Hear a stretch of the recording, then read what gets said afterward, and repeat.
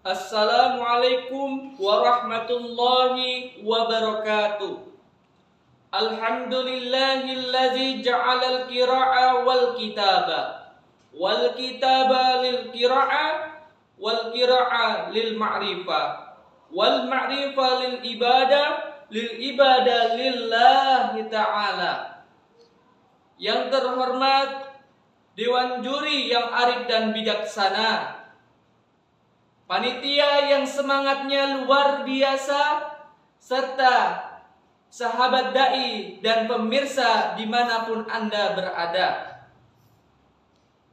Yang pertama, marilah kita panjatkan rasa syukur kita kepada Allah Subhanahu wa ta'ala bikauni alhamdulillahi rabbil alamin.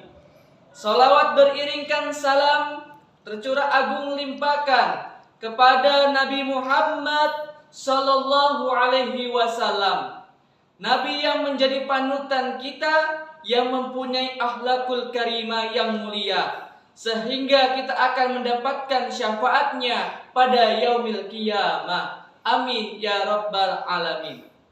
Sahabat dai dan pemirsa yang dimuliakan oleh Allah Subhanahu wa ta'ala, Islam mengingatkan bahwa setiap insan adalah seorang pemimpin sesuai dengan lingkungannya. Dan setiap pemimpin tentu saja akan dimintai pertanggungjawaban atas kepemimpinannya. Bila seorang pemimpin berperilaku adil, dia di dalam perbuatannya, maka dia akan memetik hasil yang baik. Begitu pula sebaliknya.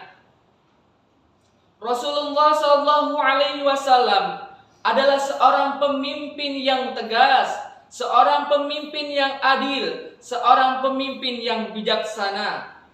Rasulullah SAW mencontohkan kepada siapa saja yang menjadi seorang pemimpin harus mempunyai 4 karakter.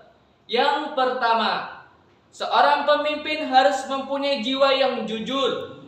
Yang kedua, seorang pemimpin harus mempunyai sifat yang amanah. Dan yang ketiga, seorang pemimpin harus mempunyai sikap yang adil terhadap anggota yang dipimpinnya. Dan yang keempat adalah seorang pemimpin harus mempunyai sikap yang bijaksana. Dalam skala kecil, seperti di dalam keluarga, seorang suami adalah seorang pemimpin bagi keluarganya yang harus mempunyai perilaku yang adil.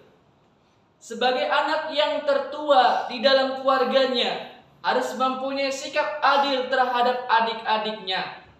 Apalagi menjadi seorang pemimpin di skala yang besar, baik itu pemimpin di kota, baik itu pemimpin di provinsi, baik itu pemimpin di suatu negara. Seorang pemimpin harus berperilaku adil terhadap orang-orang yang dipimpinnya. Pemimpin tidak boleh kasar dan tidak boleh pilih kasih kepada yang lain. Islam menolak hal seperti itu, sebab penekanan keadilan meskipun terhadap orang yang membencinya. Allah Subhanahu wa ta'ala berfirman di dalam Al-Quran surat Al-Ma'idah ayat 8 yang artinya, berlakulah adil, karena adil itu dekat kepada ketakwaan kepada Allah Subhanahu wa ta'ala. Menjadi seorang pemimpin harus mempunyai jiwa patriot yang hebat dan yang sabar, yang mampu mengayomi, tidak hanya untuk ditunjuk ke sana dan ke sini, tetapi harus saling bekerja sama.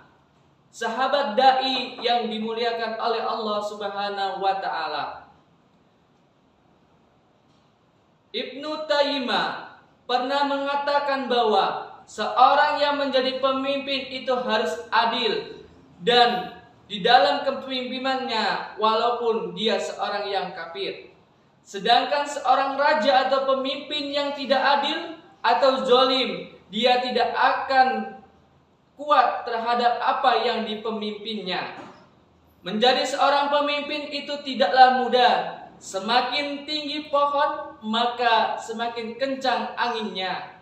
Bukan untuk merobohkan pohonnya, tetapi menguji akar dan batangnya. Sahabat dai yang dirahmati Allah Subhanahu wa taala, pemimpin harus dapat mengendalikan sesuatu perbedaan. Allah Subhanahu wa taala berfirman di dalam Al-Qur'an surat Al-Hujurat ayat 3 yang artinya, "Wahai manusia, kami telah menciptakan kamu dari seorang laki-laki dan seorang perempuan. Kemudian kami jadikan kamu berbangsa-bangsa, bersuku-suku yang saling mengenal, agar kamu bertakwa. Sungguh Allah mengetahui lagi maha teliti." Dari penjelasan ayat tersebut bahwa adanya perbedaan di suatu negara, perbedaan terhadap seorang pemimpin, yaitu agar saling mengenal. Yang penting kita tidak membeda-bedakan kasta. Kita tetap satu, yakni dalam suatu Islam wasataniyah.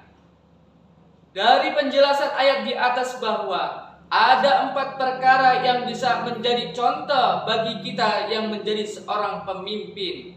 Yakni yang pertama adalah cu, yang kedua adalah ci, yang ketiga adalah ma, dan yang keempat adalah ta, alias cuci mata. Yang pertama ialah cu, curahkan semangat untuk negeri. Yang kedua adalah ci, ciptakan saling menghargai toleransi. Dan yang ketiga ialah ma, mantapkan ukhuwah, tegakkan ukhuwah Islamiyah, ukhuwah wasataniyah, dan ukhuwah hasmiyah. Dan yang terakhir adalah ta, yaitu tawakal kepada Allah Subhanahu wa taala. Sahabat dai yang insya Allah dimuliakan oleh Allah Subhanahu wa taala, sekian yang dapat saya sampaikan. Ma'asaba min hasarati fa minallah, wa asaba min syaiti fa minasti. Wabillahi taufiq wal hidayah. Wassalamualaikum warahmatullahi wabarakatuh.